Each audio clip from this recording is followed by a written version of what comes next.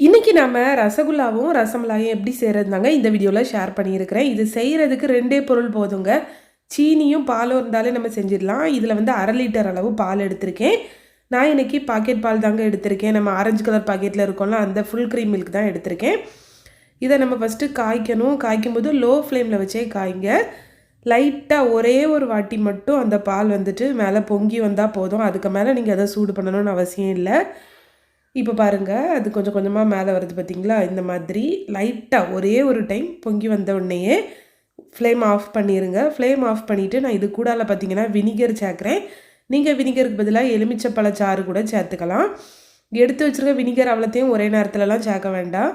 கொஞ்சம் கொஞ்சமாக சேர்த்துட்டு லைட்டாக மிக்ஸ் பண்ணி விடுங்க. கொஞ்ச நேரத்தில் பால் எல்லாமே நல்லா திரிஞ்சு போய் அந்த தண்ணி மட்டும் தனியாக வந்துடும். அந்த அளவுக்கு வந்த உடனே நீங்கள் அப்படியே விட்டுறலாம். வினிகர் சேர்த்துட்டு ஒரு 2லேருந்து 3 நிமிஷம் அப்படியே விட்டிங்கனாலே போதும். அது கரெக்டாக ரெடியாகி வந்துடும். ரொம்ப நாளாக நான் என்றைக்கு ரசமலாய் கேக் நம்ம சேனலில் போட்டனோ அன்னையிலேருந்தே ரசமலாய் வீடியோ வந்துட்டு ஒருத்தங்களாவது கேட்டுகிட்டே தான் இருக்கீங்க. எனக்கு போடுறதுக்கு டைம் இல்லை. அதுக்கப்புறம் நேற்றுக்குள்ள கமெண்டில் வந்துட்டு யாரோ ஒரு சிஸ்டர் தான் நினைக்கிறேன், ஹோம் பேக்கராக இருப்பாங்களா இருக்கும். அவங்க மேக்ஸிமம் எல்லா வீடியோலையுமே கேட்பாங்க. நேற்றுக்குள்ள வீடியோலையுமே அவங்க சொல்லியிருந்தாங்க, அக்கா டெய்லி கேட்டுட்டு தான் இருக்கேன், நீங்கள் போடவே இல்லைன்னு. இதுக்கு மேலேயும் போடாமல் இருந்தேன்னா கண்டிப்பாக கடுப்பாகிடுவாங்க. எனக்கு வீடியோ ஷூட் பண்ணுறதுக்கு டைம் இல்லை, அதனால தான் போடலை. இப்போ ஒரு 5 நிமிஷம் ஆகியிருக்கும். அந்த பன்னீர் எல்லாமே தனியாக பிரிஞ்சு வந்துட்டு இனிமேல் அதை லைட்டாக ஒரு வாட்டி இந்த மாதிரி மிக்ஸ் பண்ணிடலாம். ஏன்னா கீழே வந்துட்டு கொஞ்சம் பன்னீர் வந்து எப்படியோ லைட்டாக ஒட்டி இருக்கும். அதை தான் எடுத்து விடுறதுக்காக. ரசகுல்லா செய்கிறது ரொம்ப சிம்பிளுங்க. அதுக்கு சுகரும் பாலும் தண்ணியும் மட்டுமே போதும். ஒரு சில பேர் இது கூடலாம் மைதா கூட ஆட் பண்ணுவாங்க. அதெல்லாம் இதுக்கு தேவையே கிடையாது. நான் இதில் எப்படி செஞ்சுருக்கணும் அது மாதிரியே நீங்கள் ட்ரை பண்ணி பாருங்கள். பெர்ஃபெக்டாகவே வரும். இப்போது நம்ம வந்துட்டு இந்த மாதிரி ஒரு அரிப்பில் நான் வந்துட்டு ஒரு துணி போட்டிருக்கேன். நம்ம ரெடி பண்ணி வச்சுருந்தோம்ல அந்த பன்னீரை வந்து இதில் ஊற்றிடலாம். இதில் வந்துட்டு நம்ம வினிகர் சேர்த்துருக்கிறனால அந்த ஃப்ளேவர் வினிகரோட ஸ்மெல் வந்து லைட்டாக இருக்கும். அதை வந்து ஃபஸ்ட்டு நம்ம போக வைக்கணும். அதுக்கு முன்னாடி நம்ம அதிலேருந்து கலெக்ட் பண்ண அந்த தண்ணியை வந்துட்டு செடிக்கு எதுக்காச்சும் யூஸ் பண்ணிக்கலாம். நீங்கள் ஒருவேளை லெமன் ஜூஸ் சேர்த்துருந்தீங்கன்னா இதை வந்து சப்பாத்தி மாவு பிசைய கூட யூஸ் பண்ணிக்கலாம். இப்போது இதில் வந்துட்டு நம்ம கலெக்ட் பண்ணி வச்சுருக்க பன்னீர் இருக்குல்ல, இது கூடால வந்துட்டு தண்ணி சேர்த்து இதை ஒரு 2 வாட்டி நல்லா வாஷ் பண்ணி எடுத்துருங்க. அப்போனா அந்த வினிகரோட ஸ்மெல் இருக்காது.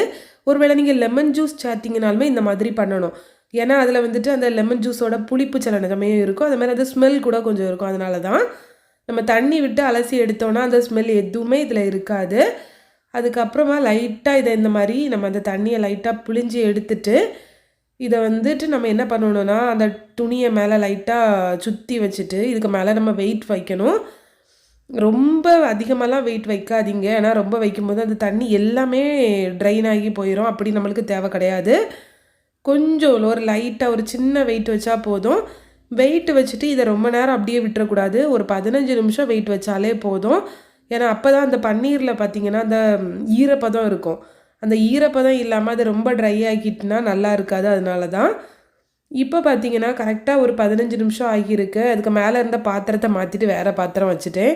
அது ஏன்னா கரெக்டாக உள்ளே ஃபிட் ஆகலை. அதனால தான் இப்போ பார்த்திங்கன்னா இது வந்துட்டு லைட்டாக ஒரு ஈரப்பதத்தோடே தான் இருக்குது. இனிமேல் இதை ஒரு பிளேட்டுக்கு நம்ம மாற்றிடலாம். பிளேட்டுக்கு மாற்றிட்டு காமிக்கிறேன் பாருங்கள் அது எந்த அளவுக்கு மாய்ஸ்டாக இருக்குன்ட்டு. கொஞ்சம் நம்மளுக்கு ஒரு 1/2 லிட்டர் பால் தான் நம்ம செஞ்சோம். நம்மளுக்கு கொஞ்சம் ஓரளவுக்கு பன்னீர் அதிகமாகவே கிடச்சிருக்கு. இதில் பார்த்திங்கன்னா ஒரு 14லேருந்து 15 ரசகுல்லா வரைக்குமே கிடைக்கும். இந்த பன்னீரை நம்ம நல்லா உதுத்து விட்ட அப்புறமா கையை வச்சு இந்த மாதிரி அழுத்தம் கொடுத்து இதை மிக்ஸ் பண்ணி எடுக்கணும். இதை ஒரு 10 நிமிஷமாச்சும் நீங்கள் கண்டினியூஸாக இந்த மாதிரி பண்ணணும். அப்போ தான் அது நல்ல ஒரு சாஃப்டான டோ மாதிரி கிடைக்கும். இல்லாட்டி பார்த்திங்கன்னா நம்மளுக்கு கண்டிப்பாக ரசகுல்லாவில் கிராக் வரும். அப்படி இல்லாட்டி நம்ம சுகர் சிரப்பில் போட்டோடனே அது பிரிஞ்சு போகிறதுக்குமே சான்ஸ் இருக்குது. அதனால தான் நல்லா பிசைஞ்சு விடுங்க. இதில் நம்ம பண்ணக்கூடிய வேலை இது மட்டும்தான். இதை நீங்கள் கரெக்டாக பண்ணிங்கனாலே உங்களுக்கு ரசகுல்லா சூப்பராக கிடைக்கும். இப்போ 10 நிமிஷத்துக்கு அப்புறம் பார்த்திங்கன்னா நல்லா சூப்பராக நம்ம மாவு ரெடி ஆகிடுச்சு. இதை இனிமேல் நீங்கள் எந்த ஷேப்பில் வேணுமோ பண்ணிக்கோங்க. அப்படி இல்லாட்டி சின்ன சின்ன உருண்டைகளாக பண்ணினாலுமே போதும்.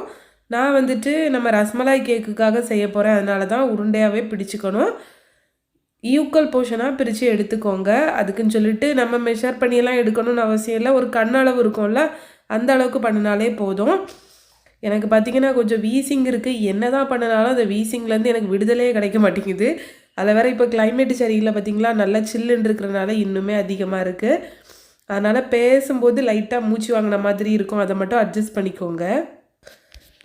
இந்த ரசகுல்லா செய்கிறது ரொம்ப ரொம்ப ரொம்ப ஈஸி தாங்க. நீங்கள் கண்டிப்பாக இதே போலவே வீட்டில் செஞ்சு பாருங்கள். இனிமேல் உருண்டை பிடிக்கும்போது பார்த்தீங்கன்னா என்ன பண்ணணும்னா, கையில் வச்சு இந்த மாதிரி நல்லா அதை ப்ரெஸ் பண்ணி ரோல் பண்ணி எடுத்துக்கோங்க. அப்போ தான் கிராக்ஸ் இல்லாமல் பெர்ஃபெக்டாக வரும்.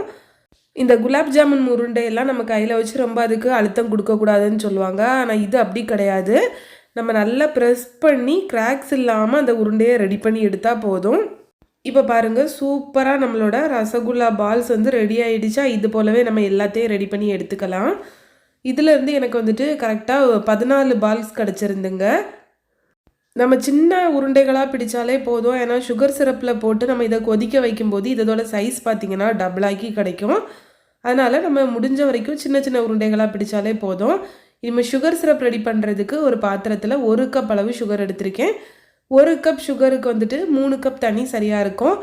ஒருவேளை உங்களுக்கு இனிப்பு அதிகமாக வேணும்னா நீங்கள் வந்துட்டு ஒரு 2.5 கப் அளவு தண்ணி சேர்த்துக்கோங்க. அதே மாதிரி நம்ம ரசகுல்லா செய்யக்கூடிய அந்த பாத்திரம் வந்துட்டு கொஞ்சம் பெரிய பாத்திரமாக இருக்கணும். அது கொதிக்கிறதுக்கு இடம் வேணும், அந்த அளவுக்கு வச்சுக்கோங்க. இப்போ பார்த்தீங்கன்னா இந்த அளவுக்கு நம்மளோட சுகர் சிரப் நல்லா கொதிச்ச அப்புறமா இதில் வந்துட்டு ஒவ்வொரு உருண்டைகளாக சேர்த்துடணும். ஃப்ளேம் வந்துட்டு லோ பண்ணவே கூடாது. இந்த மாதிரி ஹை ஃப்ளேமில் வச்சுட்டே இந்த உருண்டைகளை சேர்த்துக்கோங்க. அப்போ தான் அது பிரிஞ்சு போகாமல் இருக்கும். எல்லா உருண்டையும் சேர்த்துட்டு இதை வந்துட்டு அப்படியே ஒரு மீடியம் ஃப்ளேமில் வச்சுட்டு மூடி போட்டு வச்சுருங்க. ஒரு 10 நிமிஷத்துக்கு அப்புறமா ஓப்பன் பண்ணி பார்த்தீங்கன்னா அந்த உருண்டைகள் எல்லாமே சைஸ் டபுள் ஆகி இருக்கும். நம்ம எவ்வளோ சின்ன சின்ன உருண்டையாக போட்டோம் பார்த்தீங்களா. இனிமேல் இதை லைட்டாக இந்த மாதிரி ஒரு வாட்டி மிக்ஸ் பண்ணி விட்டுட்டு மறுபடியும் இதை ஒரு 5 நிமிஷம் அப்படியே குக் ஆகிறதுக்கு விட்டுருங்க. இனிமேல் இதை ஃப்ளேம் ஆஃப் பண்ணிவிட்டு அப்படியே ஓவர் நைட் இதை வந்துட்டு நல்லா அதில் சோக் ஆகிறதுக்கு விட்டுடலாம் சுகர் சிரப்பில். நெக்ஸ்ட் டே பார்த்தீங்கன்னா எப்படி இருக்குன்ட்டு பார்க்கலாம். ரொம்ப சூப்பராக சூடெல்லாம் ஆறி அந்த ரசகுல்லா எல்லாமே அந்த சுகர் சிரப்பில் நல்லா சோக்காகி சூப்பராக கிடச்சிருக்கும். இதை இனிமேல் நான் உங்களுக்கு ப்ரெஸ் பண்ணி காமிக்கிறேன் பாருங்கள் எவ்வளோ ஸ்பாஞ்சியாக இருக்குன்ட்டு.